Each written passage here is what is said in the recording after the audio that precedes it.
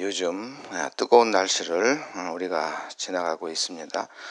아마 1년 중에 가장 더운 기간을 우리가 지나는 것 같은데, 더 뜨거운 성령 여러분들에게 임해서 이 더위를 이열치열 승리하시기 바랍니다. 우리 1절 말씀 우리 함께 봉독하겠습니다. 강한 우리는 약한 사람들의 약점을 돌보아 주고 우리 자신을 기쁘게 하지 말아야 합니다. 올림픽이 진행 중인데요. 예전에는 중요한 경기, 금메달 따는 경기는 제가 생방송으로도 보고 재방송으로도 보고 그랬는데, 이제는 그냥 어떻게 뉴스 정도만 보고 있습니다. 그만큼 제가 이 열정이나 이 나라 사랑이 식은 건 아닌가, 뭐 이런 생각이 드는데요. 아무튼 이번 올림픽에서 저 정확한 건 모르겠습니다. 하여튼 제가 잠깐 봤는데 특이한 장면이 하나 있었습니다. 우리 펜싱에서 금메달을 딴 선수가 상대 선수가 아마 미끄러져서 실수해서 넘어진 것 같아요. 그래서 제 생각에 그냥 칼로 찌르면 되는데, 그냥 찌르지 않고 손을 뻗어서 그 선수의 손을 잡고 일으켜 주더라고요. 이 올림픽 이런 데서는 1점으로 금메달이냐 은메달이냐 갈리는 이런 급박한 상황에서 상대의 실수를 포용해 주는 이런 스포츠 정신은 참으로 존경스럽고 멋지게 생각이 됩니다. 미국 고등학교 농구대회에서 161대 2라는 큰 점수 차이의 경기가 난 적이 있습니다. 미국 캘리포니아 주의 이 지역 신문 보도에 의하면 이 남북 캘리포니아에 있는 그 아로요 밸리 여자 고등학교와 블루밍턴 고등학교 두 학교가 이제 농구 시합을 했는데, 이 밸리 고등학교가 이렇게 큰 점수차 161대 2, 여러분 농구는 점수가 많이 나는 경기인데 이렇게 큰 점수차로 이제 승부가 결정이 났죠. 그런데 신문에 어떤 기사가 났냐면 이 경기로 인해서 이 경기 결과로 인해서 한 고등학교 농구 감독이 2경기 출전 정지라는 징계가 내려졌습니다. 그러면 제가 여기서 문제를 내겠는데요. 162대 2로 끝난 경기에서 두 감독이 있는데 두 감독 중에 한 사람을 책임을 물어서 징계를 내렸어요. 누구에게 징계를 내렸을까요? 이긴 팀 감독일까요? 아니면 진 팀 감독일까요? 진 팀일 것 같죠. 그런데 159점 차로 크게 이긴 팀의 감독에게 이 2경기 출전 정지라는 그런 징계가 내려졌습니다. 이 아로요 밸리 고등학교 농구팀은 최강 농구팀인데, 다른 고등학교와 경기를 할 때도 보통 한 5, 60점 이상씩 이기는 그런 아주 대단한 팀이었다 그래요. 그런데 이 패배한 2점만 낸 이 블루밍턴 고등학교 농구팀은 그냥 선수가 아니라 그냥 농구를 좋아하는 학생들끼리 참여한 그런 경기, 그런 농구팀이에요. 그렇기 때문에 최강팀과 최약자팀의 대결에서 승부는 이미 결정난 거나 다름이 없죠. 그런데 이 승리팀의 감독에게 징계가 내려진 이유는 지나치게 많은 점수 차이로 이긴 것은 이 스포츠맨십에서 어긋난다. 그래서 이 지역리그 교육위원회에서 이렇게 2경기 출장 정지에 징계를 내린 것입니다. 똑같이 5명씩 하는 농구 경기에서 있을 수 없다는 것이죠. 패배한 팀에게 망신을 주었기 때문에 징계한다는 것입니다. 미국 고등학교 농구 대회에서 큰 점수 차로 이렇게 승부가 나는 경우가 종종 있다 그럽니다. 이제 우리나라와 달리 미국에서는 이제 전문적인 선수를 길러내는 학교도 있고, 또 생활체육, 취미 활동으로 이 스포츠를 하기 때문에 실력 차이가 많이 나는 경우가 있다 그럽니다. 제가 이 기사를 보고 저는 요즘에 미국이란 나라가 너무 문제 있어 보였거든요. 예, 미국이란 나라가 참 대통령부터 해서 문제가 많다 이런 생각을 하고 있었는데 이 기사를 보면서 그래도 이 미국이라는 나라가 이 기독교 국가로서 이 성경의 정신이 살아 있구나 이런 것을 제가 느꼈습니다. 우리는 어떻습니까? 경쟁에서 무조건 이겨야 한다고 생각하지 않습니까? 남을 짓밟아서라도 승리하라고 우리가 가르치는데 미국의 스포츠 문화에는 무조건 이기는 것이 올바른 것이 아니라 내가 이길 힘이 있어도 때로는 그것을 절제할 수 있어야 한다. 이런 이 성경의 정신을 가르치고 있는 것입니다. 남을 배려하는 마음, 그것은 인간의 기본적인 마음이어야 하고 우리 신앙인의 기본적인 마음입니다. 하나님께서 우리를 세상에 그리스도인으로 부르신 이유는 우리가 구원받고 하늘의 기쁨을 누리며 살기를 원하시기 때문입니다. 그런데 우리를 부르신 또 하나의 이유가 있는데 그것은 우리를 통해서 세상에 하늘의 기쁨과 복이 나누어지기를 원하시기 때문입니다. 하나님께서 아브라함을 부르실 때도 이미 기쁨과 복이 나누어지기를 원하셨어요. 하나님께서 아브라함을 부르신 이유는 이렇게 이제 창세기 12장 2절 3절에 이렇게 말하고 있는데요. 내가 너로 큰 민족을 이루고 내게 큰 복을 주어 내 이름을 창대하게 하리니 너는 복이 될지라. 너를 축복하는 자에게는 내가 복을 내리고 너를 저주하는 자에게는 내가 저주하리니 땅의 모든 족속이 너로 말미암아 복을 얻을 것이라. 우리는 이 말씀 중에서 내가 내게 복을 주겠다. 너는 복이다. 이런 말씀 너무 좋지 않습니까? 그러나 이것보다 더 중요한 말씀이 있습니다. 왜 하나님께서 아브라함에게 그렇게 복을 주신다고 말씀하셨는지 그 이유를 설명한 말씀이 더 중요합니다. 왜 아브라함을 복으로 부르셨는지를 가르쳐 주시는 말씀, 그것이 바로 땅의 모든 족속으로 말미암아 너로 말미암아 복을 얻을 것이다. 땅의 모든 족속이 너로 말미암아 복을 얻을 것이다. 이 말씀이 더 중요하죠. 하나님께서는 아브라함을 통해서 세상의 모든 나라, 모든 민족, 모든 사람들이 복을 받게 하려고 아브라함을 택하신 것입니다. 하나님께서는 당신의 택하신 백성들이 복을 나누며 살기를 원합니다. 그래서 우리에게 복을 주시는 거죠. 그런데 그 복을 우리만 누려서는 안 되는 것입니다. 하나님께서는 우리가 누리는 복을 세상 모든 사람들도 함께 누리기를 원합니다. 세상 모든 사람들이 하나님께서 주신 복을 누리기 원하기 때문에 우리를 먼저 부르셨고 우리에게 복을 주셔서 그 복을 현재 우리가 누리고 있는 것입니다. 그러기에 먼저 부르심을 받아 하나님의 자녀가 된 우리에게는 두 가지 중요한 사명이 있습니다. 그 첫 번째는 우리가 하나님께서 주신 복을 우리가 마음껏 누려야 하는 것입니다. 그래야 우리를 바라보는 세상 사람들이 하나님을 믿고 하나님의 은총 안에 사는 우리가 복을 누리며 사는 모습을 보고 그들이 부러움을 느끼게 해야 하는 것이죠. 그리고 또 하나는 우리가 누리는 그 복을 부러움을 느끼는 그들에게 나누어 주는 것입니다.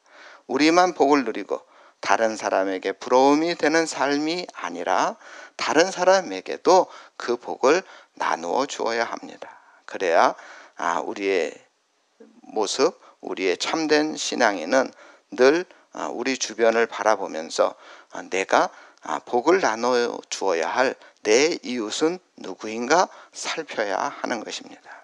성경은 우리가 나누어야 될 복이 사랑이라고 말하기도 하고 칭찬이라고 말하기도 하고 따뜻한 말 한마디라고도 하고 또 사랑의 눈빛이라고도 합니다. 우리는 우리가 누리는 복을 나누기 위해서 우리 주변을 잘 살펴야 하는 것입니다. 우리 1절 말씀 우리 다시 한번 읽어보겠습니다. 강한 우리는 약한 사람들의 약점을 돌보아 주고 우리 자신을 기쁘게 하지 말아야 합니다. 여러분들 볼펜 있으시니까 제가 한번 받아 써주세요. 개역 성경에는 이렇게 나와 있거든요. 한번 쓰세요. 믿음이 강한 우리는 마땅히 믿음이 약한 자의 믿음이 강한 우리는 마땅히 믿음의 약한 자의 약점을 담당하고 약한 자의 약점을 담당하고 자기를 기쁘게 하지 아니할 것이라. 다시 한번 읽어드릴게요. 믿음이 강한 우리는 마땅히 믿음이 약한 자의 약점을 담당하고 자기를 기쁘게 하지 아니할 것이라. 이 1절 말씀에서 개역 개정 성경, 우리 일반 성경에 나온 말씀이 더 번역이 잘 된 것 같아요. 우리가 주의해서 보아야 될 단어는 믿음이 강한 우리. 이 믿음이 강한 우리, 이 표현이 참 좋아요. 그런데 성경 원문에는 믿음이 강한 우리, 믿음이란 말이 없어요. 그냥 강한 우리. 지금 우리가 보고 있는 쉬운 성경에는 믿음이란 말은 없죠. 그렇죠? 그런데 하여튼간 남을 돕고 다른 사람에게 복을 나누는 사람이 되기 위해서는 우리가 먼저 강한 사람이 되어야 한다, 이 뜻이 있는 거예요. 여기서 말하는 강한 사람이라는 것은 힘이 센 사람을 말하는 게 아니에요. 능력 있는 사람, 뭔가를 할 수 있는 사람을 뜻합니다. 우리가 연약한 사람을 돕고 그들에게 복을 나누기 위해서는 능력 있는 사람이 되어야 하는 것입니다. 물론 그 능력은 내 능력을 의미하는 게 아니에요. 하나님께서 주신 능력을 말합니다. 사도 바울은 이렇게 고백합니다. 내게 능력 주시는 자 안에서 내가 모든 것을 할 수 있느니라. 사도 바울은 자신이 가진 능력이 내 것이야, 나의 능력이야 라고 하지 않고 능력 주시는 자, 그 하나님, 그 하나님의 능력을 고백했습니다. 사도 바울은 하나님께서 자신에게 능력을 주셔야 내가 능력 있는 사람이 된다는 것을 너무나 잘 알고 있었습니다. 그리고 하나님께서 능력을 주신다면 내가 어떤 상황에 처하든 그 모든 것을 넉넉히 감당할 수 있다, 이렇게 선언했습니다. 때로는 배고픔의 자리에 내려갈 수도 있고 때로는 비천한 사람처럼 취급을 당할 수도 있습니다. 그러나 하나님께서 능력을 주신다면 그 모든 것을 감당할 수 있다, 사도 바울은 자신 있게 말했습니다. 부자가 되고 성공하는 사람만이 능력 있는 사람이 아닙니다. 성경이 말하는 능력 있는 사람은 어떤 상황에서도 하나님을 신뢰하고 하나님으로 인하여 담대함을 얻어 사는 사람이 능력 있는 사람입니다. 그런 사람이어야 우리가 약한 자를 도울 수가 있는 것입니다. 우리가 흔히 잘못 생각하는 것 가운데 하나는 우리가 세상적으로 부유하고 다른 사람들보다 더 많은 것을 소유하고 있어야 남을 도울 수 있다는 생각입니다. 그러나 우리가 누군가를 돕고 누군가에게 도움이 되는 사람이 되기 위해서는 내가 하나님의 능력 있는 사람이 되어야 하는 것입니다. 내가 먼저 하나님의 사랑과 은혜와 복을 누리며 살아갈 때 도울 수가 있는 것이죠. 하나님께서 우리에게 누리게 하신 것이 무엇이든지 간에 우리는 하나님이 우리에게 주신 복을 나누는 삶을 살아야 하는 것입니다. 하나님께서 우리에게 건강을 주셨다면 건강한 몸으로 다른 사람을 돕고 다른 사람에게 건강의 복을 전달해야 되겠죠. 하나님께서 내게 다른 사람들보다 더 많은 재물을 주셨다면 내게 주신 그 재물을 가지고 복을 나누는 사람이 되어야 하고, 하나님께서 내게 기쁨을 주셨다면 그 기쁜 마음을 나눠야 하는 것입니다. 그러기에 우리 신앙인들은 언제든지 누구에게든지 복을 나누는 사람이 되어야 합니다. 왜냐하면 우리에게는 구원의 감격이라는 하늘의 복이 늘 우리 가슴에 있기 때문입니다. 우리의 가슴에 구원의 감격이 있으면 그것을 나누면 됩니다. 아니, 구원의 감격이 우리로 하여금 내게 주신 하나님의 기쁨을 나누게 되어 있습니다. 우리 아까 메모한 거 있죠? 우리 개역 개정판으로 메모한 건데요. 우리 다시 한번 그 의미를 생각하면서 우리 읽어보겠습니다. 믿음이 강한 우리는 마땅히 믿음이 약한 자의 약점을 담당하고 자기를 기쁘게 하지 아니할 것이라. 우리가 주목해야 될 또 하나의 단어가 있는데 그것은 마땅히라는 단어입니다. 마땅히라는 말은 반드시 해야 한다 이런 뜻을 가지고 있습니다. 해도 되고 안 해도 되는 게 아니라 반드시 해야 되는 뜻입니다. 믿음이 강한 사람이 믿음이 약한 사람의 약점을 담당하는 것은 우리의 의무로서 반드시 해야 하는 것입니다. 우리는 모두 약점을 가지고 있습니다. 그 약점에 부족한 거, 모자란 거 이런 게 다 우리의 약점이죠. 예수님께서는 우리가 마땅히 져야 할 죄의 짐을 대신 져 주셨습니다. 그것이 십자가죠.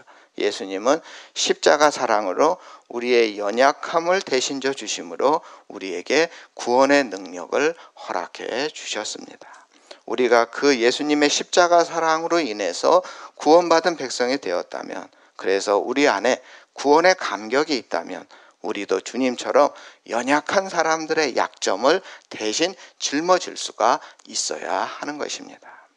약점을 담당한다는 말은 다른 사람의 그 허물과 약점을 보았을 때 그것을 놀림거리로 삼지 않는다 하는 뜻을 가지고 있습니다. 누군가에게 약점, 누군가에게 있는 허물로 인하여 그 사람을 더욱 힘들게 하거나 가슴 아프게 해서는 안 되는 것입니다. 믿음이 강한 사람이라고 불리는 사람들도 모두 허물과 약점이 있습니다. 모든 사람에게 그런 허물과 약점이 있습니다. 세상 사람들은 누군가에게 그런 약점과 허물을 발견했을 때 그것을 빌미로 자기의 이익을 취하려고 합니다. 때로는 그것을 가지고 협박하고 돈을 뜯어내기도 하고, 때로는 그것을 막 사방팔방 떠벌리고, 그래서 그 사람 마음에 상처를 주기도 합니다. 그런데 우리 믿음의 사람들은 절대로 그렇게 해서는 안 되는 것입니다. 누군가에게 약점이 있고 허물이 있다면 우리는 그 사람의 약점과 허물이 내 것인 것처럼 가슴 아파해야 하고 안쓰러워해야 하는 것입니다. 담당한다 라는 말은 내가 짊어진다 하는 뜻입니다. 내가 그 사람의 짐이라 생각하지 않고 내 짐이라고 생각하고 내가 짊어져 간다 하는 뜻입니다. 다른 사람에게 보여지는 약점과 허물은 내 어깨에 지어진 내 짐입니다. 내가 짊어지고 가야 할 짐입니다. 그런데 그것을 비난하고 그것을 사방팔방 떠벌리고 다닌다는 것은 결국 자기 자신의 허물과 약점을 드러내는 것과 조금도 다르지 않은 것입니다. 우리 2절 말씀 우리 함께 있습니다. 우리 각 사람은 이웃을 기쁘게 하되 그에게 유익을 끼치고 덕을 세워야 합니다. 믿음이 강한 우리는 마땅히 믿음이 약한 자의 약점을 담당하는 것은 이웃을 기쁘게 하는 것이다. 우리는 이웃을 기쁘게 하기 위하여 부르심을 받은 사람들입니다. 우리 3절 말씀도 우리 함께 있습니다. 그리스도께서는 자신을 기쁘게 하지 않으시고 성경에 주님을 모욕한 사람들의 모욕이 제게 임하였습니다 라고 기록된 대로 사셨습니다. 3절에 말씀하신 것처럼 우리 예수님도 자기를 기쁘게 하지 않으셨습니다. 십자가를 지신 그 일도 하나님을 기쁘시게 하는 것이었고, 그 십자가를 통해서 구원받은 사람들에게 기쁨을 주기 위해서 십자가를 지신 것이죠. 심지어 자신을 비방하는 사람들까지도 기쁘게 하시려는 것이 예수님의 본심이었습니다. 예수님의 제자가 된 오늘 우리들도 그런 예수님의 마음을 품어야 합니다. 내 즐거움과 나의 기쁨을 위해서 사는 삶이 아니라 누군가를 위해서 나를 희생하고 나를 통해서 다른 누군가가 기쁨을 누리게 된다면 마땅히 우리는 그 일을 감당해야 하는 것입니다. 특별히 하나님께서 내게 맡겨주신 내 주변의 사람들, 그들의 약함과 허물을 내가 짊어짐으로써 그들이 기쁘게 살아가도록 도와주어야 합니다. 그것이 우리 그리스도인의 사명이고 그리스도의 몸된 교회가 해야 할 일입니다. 우리 5절, 6절 말씀 우리 함께 있습니다. 인내와 위로를 주시는 하나님께서 그리스도 예수의 뜻대로 여러분들 가운데 한 마음을 주시기를 바랍니다. 그리하여 여러분 모두가 한 마음과 한 입으로 우리 주 예수 그리스도 하나님 아버지께 영광을 돌리시기를 바랍니다. 작은 삶에서부터 내 이웃과 기쁨을 나누는 삶, 내 작은 희생과 섬김으로 이웃에게 복을 나누는 삶을 살아가기를, 우리 모두가 이러한 삶을 살기를 우리 하나님은 우리에게 기대하고 있습니다. 예수님의 뜻대로 한마음이 되어서 하나님께 영광을 돌리는 우리 성도님들 다 되시기를 주님의 이름으로 축원합니다.